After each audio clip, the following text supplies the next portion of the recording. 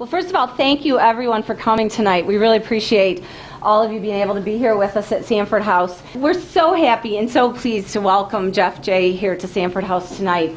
And Jeff is nationally, internationally known interventionist, author, together with his wife, Deborah J., and an author of this book, which he's going to share and tell us about tonight. So thank you. We also are planning to use this book in our curriculum.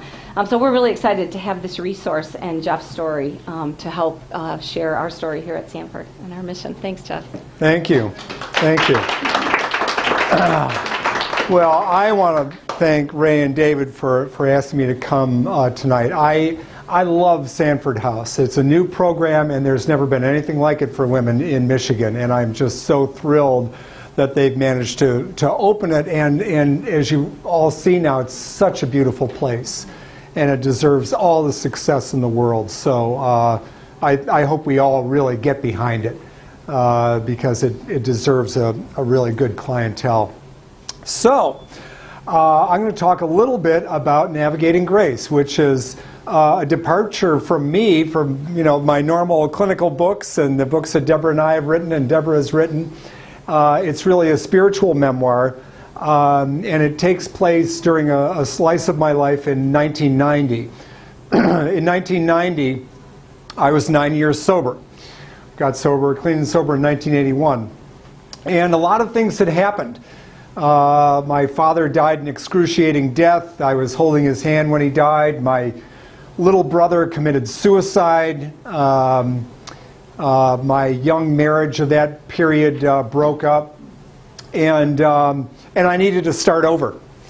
So I sold everything I owned. I'd been working as a counselor for a number of years at Sacred Heart Rehabilitation Center, and I sold everything I owned. I bought a 39-foot sailboat, and I decided to head for the Caribbean, where I was going to start a floating halfway house for recidivist clients.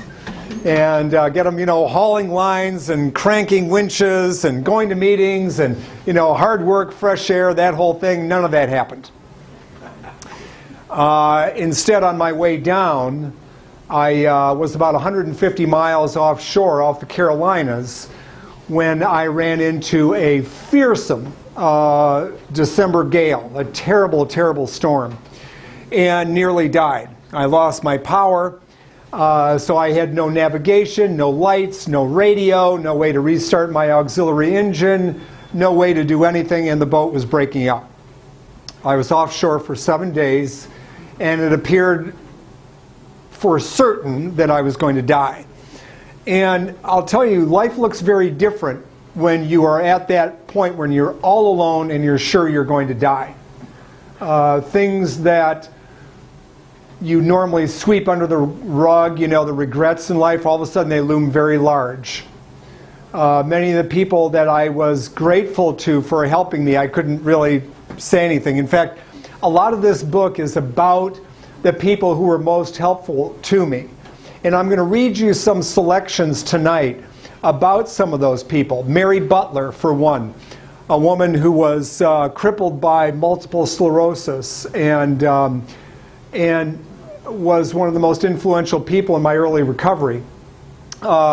Jimmy C., a crazy guy who you will meet here in a few minutes.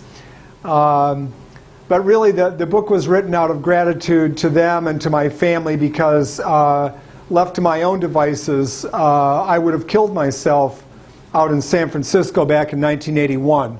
And if it hadn't been for the people who really loved me, intervening on me, getting me into treatment, keeping me in treatment, and starting their own recovery, I wouldn't be standing here right now.